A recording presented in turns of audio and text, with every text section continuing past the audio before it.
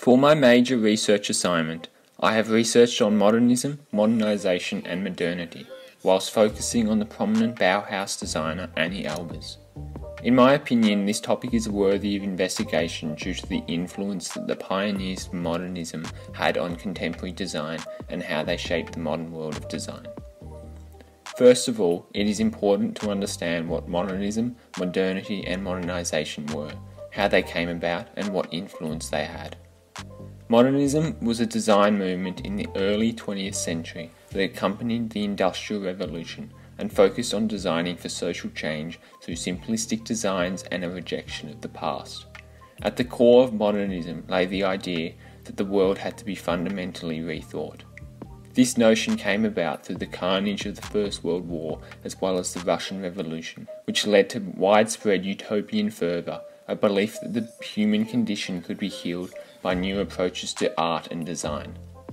The theme of modernisation was adapted and reinforced by movements such as the Bauhaus, Italian Futurists and Russian Constructivism.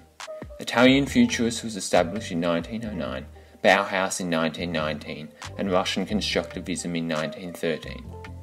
The Bauhaus communicated modernism through many different art forms, which included architecture, housing, painting, photography, cinema, theatre, ballet, industrial design, pottery, metalwork, textiles, advertising, typography, and above all a modern philosophy of design.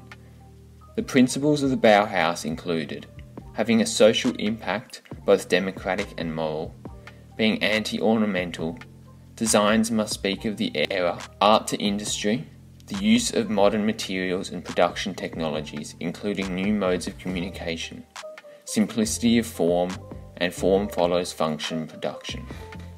Although modernism was revolutionary, it wasn't generally accepted and understood by the general public at the time. It was deemed as too experimental, as the vast majority of the population failed to understand the avant-garde designs. As previously mentioned, I will be focusing on the life and work of Anni Albers and the influence of modernism on her designs. Anni Albers was born on June 12, 1899 in Berlin, Germany as Anneliese Fleischmann. She was born into a wealthy family in which her mother's side had built the Ullstein publishing empire, and her father owned a thriving furniture business. In her youth she studied under Impressionist artist Martin Brandenburg. Her childhood gave insight to the life that she would later lead, as her sister-in-law described that she swam against the stream. She was rebellious. This same sentiment is expressed later in her life through the avant-garde designs that she produced while in the Bauhaus. Entering her late teens, Annie attended Hamburg's Kunstgewerbeschule, or School of Applied Arts, for 2 months. But the institution's dry instruction didn't satiate her experimental propensity. Her introduction to the Bauhaus was an inadvertent circumstance where she happened to come across a pamphlet for the fledgling Bauhaus school after leaving the Kunstgewerbeschule. Intent on applying, she made her way to Weimar just before turning 23.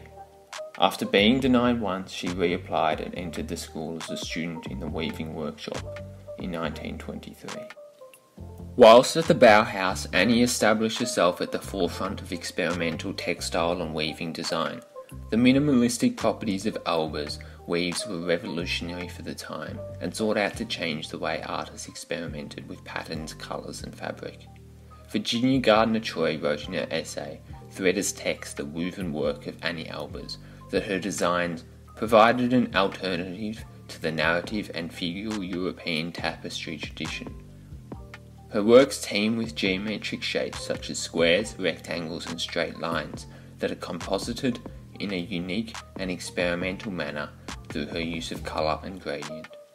She also exemplifies the Bauhaus principles in many of her works. Her weaves feature minimalistic patterns and colours that align strongly with the principles of the Bauhaus. A new focus on production rather than craft of the Bauhaus prompted Albers to develop many functional, unique textiles, combining properties of light reflection, sound absorption, durability and warping tendencies. In 1930 she completed her Bauhaus diploma through a sound-absorbing, light-reflecting curtain made from cotton and cellophane, which is installed in the auditorium of Hans Meyer's Trade Union School in Bernau. When Gunter Storsel left the Bauhaus in 1931, Albers took over her role as head of the weaving workshop, making her one of the few women to hold such a senior role at the school. Whilst at the Bauhaus, Anni not only had the opportunity to explore the loom's diverse possibilities, but also meet and fall for a life partner, Joseph Albers. The two married in 1925, and the rebellious Anneliese Fleischmann became Anni Albers, wife of the Bauhaus master, Joseph Albers. Artistically, they shared a lifelong fascination with abstraction and were rarely parted throughout the rest of their lives. The Bauhaus, a progressive and revolutionary institution, seemed to be committed to gender equality at a time when this was frowned upon. At the surface, this seemed to be correct, as many different female designers, including Anni Albers, were involved within the Bauhaus. But the reality wasn't so even-handed, as exemplified by Albers and her chosen craft in weaving. In 1920, Bauhaus founder Walter Gropius informed one female applicant that "It is not advisable in our experience that women work in the heavy craft areas such as carpentry and so forth." He continued, "For this reason, a women's section has been formed at the Bauhaus, which works particularly with textiles, bookbinding and pottery." This affected Albers' preferred medium, as she later stated that she'd have preferred working with glass. Unfortunately, the strict regime of the Nazi Party during the early 1930s forced the Bauhaus to go into shutdown in 1933. Many of the Bauhaus members were forced to leave Germany altogether. Although this would represent the end of the Bauhaus, it allowed the artists to continue to push the principles of modernism in international settings. Anni Albers emigrated to the United States in 1933. She moved earlier than some of her peers due to her Jewish ancestry. Anni and Joseph originally settled in North Carolina and began to teach at the Black Mountain College, where she served as an assistant professor of art until 1949.